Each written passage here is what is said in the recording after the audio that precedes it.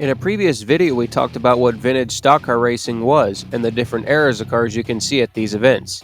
As every car enthusiast says, every vehicle has a story. So today I thought we would talk about the history of my own NASCAR vintage stock car, Chip Ganassi Racing Car 632. Built in October of 2006, CGR 632 started its life as a planned purpose-built COT car, with 2007 being the final season of the Generation 4 car, the COT, to be debuted, and would run in 16 of the 36 total events in 2007 before going full-time with the COT in 2008. I couldn't exactly find any info if 632 had participated in any COT test sessions held by NASCAR or the Ganassi team in 2006 or early 2007, though it's safe to assume it probably did. Car 632 made its first appearance in the third COT race of 2007 at Richmond, with David Stremme and the famous Coors Light Silver Bullet paint scheme on the car. The only practice session, Stremme placed 632 a solid 7th.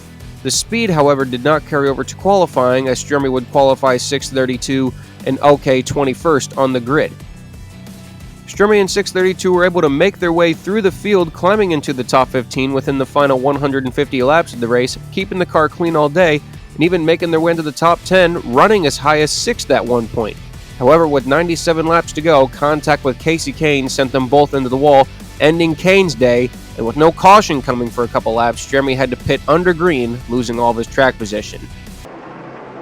Another car, turn 2, Kasey Kahne this time. I think he made contact with David Stremme. I think he and Stremme got together. He's really slow down the back straightaway. Well, he's got some pretty serious damage there. You can see the right front all bowed out. But right side damage, right front, right rear. Oh, yeah. He will make it to pit road, and again, no caution. That's okay. Let's have a look here. David Stremme in the 40 car. It's all the way out against the wall. Stremme, as you can see him, almost rubbing the wall. And the 9 just keeps coming up, up, up. Yeah, they made serious contact right there. Probably a whole lot more damage to the 9 than it was to the 40. And David Stremme in the 40 was running in a 10th position, still on the lead lap in the top 10. This has happened to Stremme a lot this year. Due to the damage from earlier, bad luck would strike again for car 632 and Stremme, as on lap 364 a little bit later on, the right front tire blew, sending Stremme hard into the wall and damaging 632 heavily on the right side, finishing a disappointing 38th. Turn 1, Stremme, caution. Yeah, Stremme's been struggling with that car ever since he and the 9 got together there a little earlier on the front straightaway. Well, getting a lot of cars back on the lead lap. And we took that restart from the Army car. Following new suspension pieces and more bodywork, 632 was repaired and returned 9 races later at Lowden, with Stremme and the Coors Light sponsor still on it once again.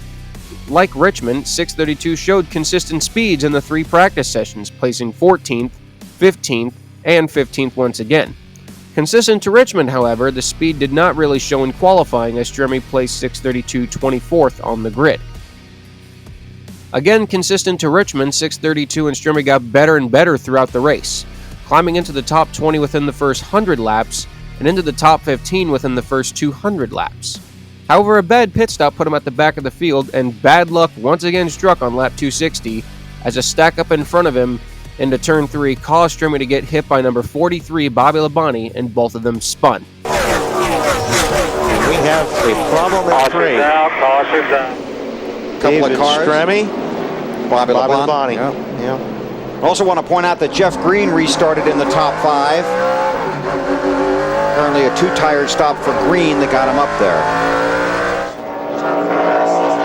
Yeah, he goes. Stay caught up here. We fix it. That'd be debris. That would be more debris. Oof. He can fix it, but... On board with Stremme.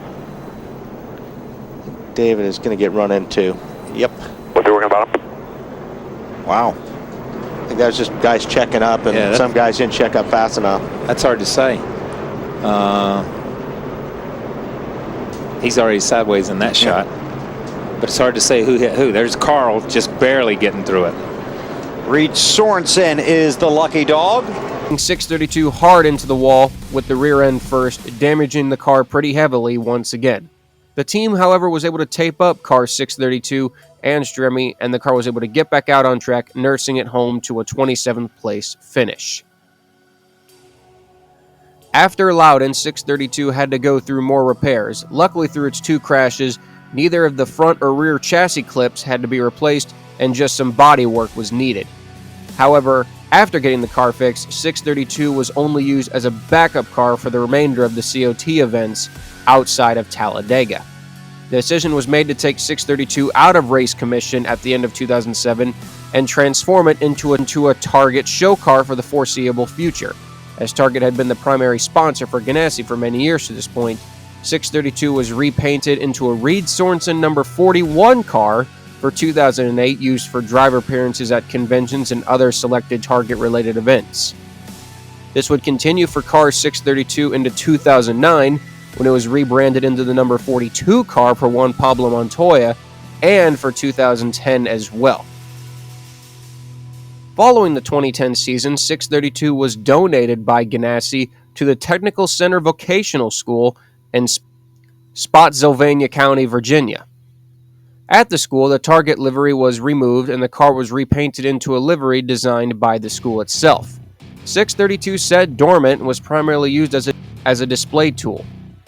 After close to a decade, the school decided to sell 632 as one of the staff members knew a man who worked on the power lines for the school and was obviously a huge NASCAR fan.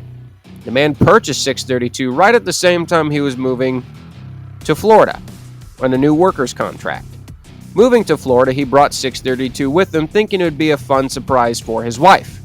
Needless to say, it wasn't pleased and the car barely fit into the garage, so yeah, 632 was quickly back on the market on RacingJunk.com. Sooner rather than later, a gentleman by the name of Neil Fernandez then saw the listing. Initially thought it was a fake listing as the website had scammers in the past. Neil called the man to see if the deal had seemed too good to be true and verifying if it was real. The man seemed to be desperate on selling it, even though Neil wasn't fully interested on buying it, but after giving him an offer, the man accepted it. Neil, a former racer in his own right, told me he had no idea what he was getting into, and after not been racing for some time. After a couple months, Neil decided to convert 632 into a road course setup and go vintage racing in the SCCA, SVRA, and HSR circuits. The process of swapping out parts and getting the car ready took from early 2019 all the way up to early 2020 in just about a whole year. Sadly, right after Neil had taken out 632 for its first test drive at Sebring, the world would shut down due to the COVID pandemic. It wouldn't be until December later that year where Neil finally got to run 632 in its first race in over 13 years. In the 2 races Neil got to run, Neil finished 3rd and 1st in the stock car class. 632 was named El Cuco, a mythical monster that is similar to the Boogeyman, which is an urban legend in the state of Florida where Neil is from.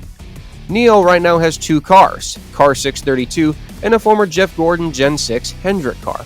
Neil didn't run 632 very often, running only a handful of times because the car was very special to him.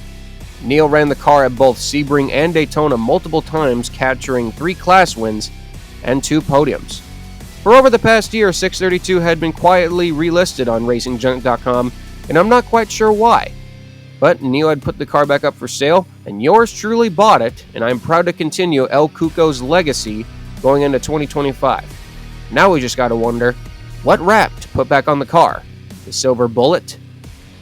Or something else? We'll see you all in 2025.